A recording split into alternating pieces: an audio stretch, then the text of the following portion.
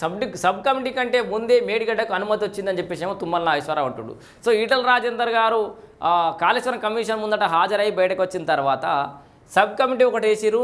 దాంట్లో తుమ్మల నాగేశ్వరరావు గారు, తన్నీరు హరీష్ రావు గారు, ఈటల రాజేందర్, నేను, సో మేమందరం కూడా దాంట్లో సబ్ కమిటీలో ఉన్నాము అని చెప్పేసి, సో సబ్ కమిటీ తర్వాత కేబినెట్ కూడా ఆమోదం తెలిపిందని చెప్పేసి అయితే ఈటల రాజేందర్ చెప్పిండు. అయితే ఈ సబ్ కమిటీ వెయ్యక ముందే మేడిగడ్డకు అనుమతి వచ్చిందని చెప్పేసి తుమ్మల నాగేశ్వరరావు అంటాడు. మరి ఈయన కూడా అల్లున్న వ్యక్తి కదా, ఏమంటుండు, ఆ కమిటీ కాళేశ్వరం కోసం వేసింది కాదు, అసలు ప్రాజెక్టే మంత్రివర్గం ఆమోదం పొందలేదట.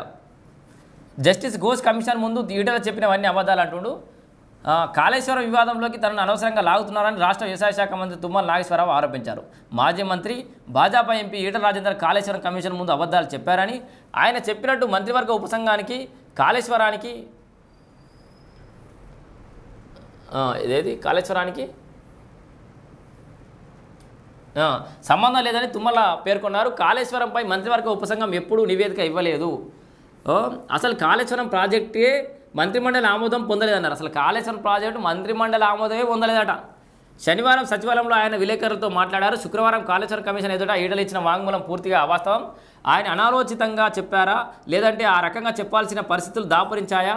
నా 43 సంవత్సరాల రాజకీయ జీవితంలో ఎక్కడా తప్పు చేయలేదు, నిజాయితీ నిబంధనలతో రాజకీయాల్లో ఉన్నాడు. అసలు పెండింగ్ ప్రాజెక్టుల కోసమే ఉపసంఘం.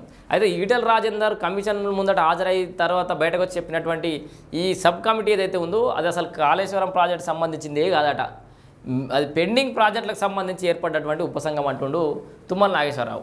ఈటల చెప్పిన సబ్ కమిటీ కాళేశ్వరం నిర్మాణం కోసం వేసింది కాదు.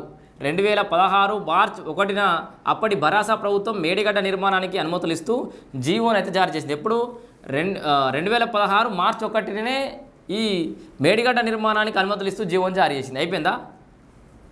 ఆ తర్వాత 15 రోజులకు అంటే 2016 మార్చి 15న ప్రాణహిత దేవాదుల చూడు సబ్ కమిటీ ఎప్పుడు ఏర్పడ్డది, వీళ్ళు అనుమతి ఎప్పుడు ఇచ్చి చూడు.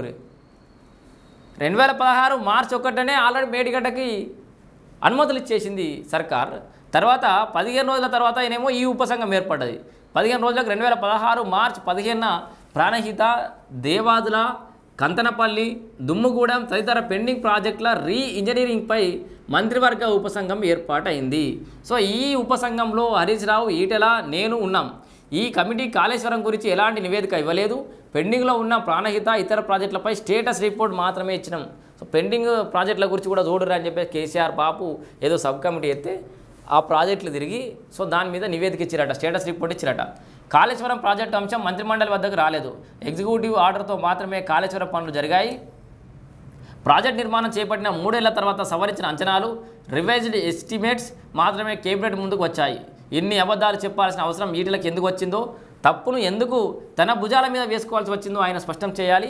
కాళేశ్వరం ప్రాజెక్టు కేబినెట్ ఉమ్మడి నిర్ణయం అని హరీష్ రావు చెప్పడం సరికాదు. దీనికి సంబంధించిన జీవోలు, ఆనాడు ఉపసంఘంగా మేము ఇచ్చిన నివేదికలు అన్నీ నా వద్ద ఉన్నాయి. అయిపోయాయి. నువ్వు ఎంతగానో ప్రజెంటేషన్ ఇస్తేంది మొత్తం ఆ ఉపసంఘం ఏర్పాటు ఎట్లా జరిగింది, ఆ రోజు ఇచ్చిన జీవోలేంది అన్నీ ఆయన దగ్గర ఉన్నాయట, ఆయన చూపెట్టిండు కూడా నిన్న. వీటన్నింటినీ సుమోటోగా జస్టిస్ ఘోష్ కమిషన్ దృష్టికి తీసుకెళ్తానని తుమ్మల నాగేశ్వరరావు అన్నారు. సో మొత్తంగా అయితే ఇది కాళేశ్వరం సంబంధించిన అంశం అయితే దాని పంచాయతీ అయితే కొనసాగుతూనే ఉంది. మరి అది ఎక్కడి వరకు పోతుంది అనేది మనం ఎదురు చూడాలి.